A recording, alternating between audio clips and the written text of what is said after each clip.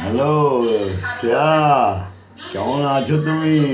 আমি দারুণ আছি। বলছি কি, এবার তো একটা ফোন এসেছিল।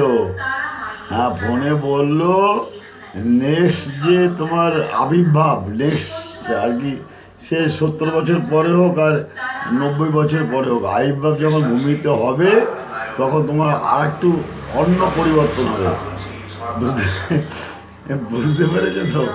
ফোন এসেছিল, ফোনে বললো যে শ্রেয়া কন্যার, শিবজি বললো, বিষ্ণুজি কৃষ্ণজি এরা বললো আর কি, যে তোমার নেক্সট যে জন্ম হবে 80 বছর পরে, তখন তোমার পরিবর্তন হবে, মনের চাওয়াটা পূরণ হবে।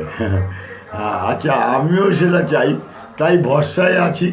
থাকো, তুমিও থাকো, আমিও আছি। আমি তো তোমার আগে যাব, তাই আমি অপেক্ষা করছি, দেখি তুমি কোন জন্ম পাও।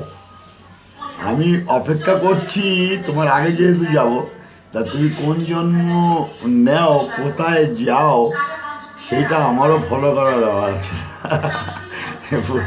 শ্রেয়া, হ্যাঁ ভালো থেকো। হরে কৃষ্ণ, হরে কৃষ্ণ।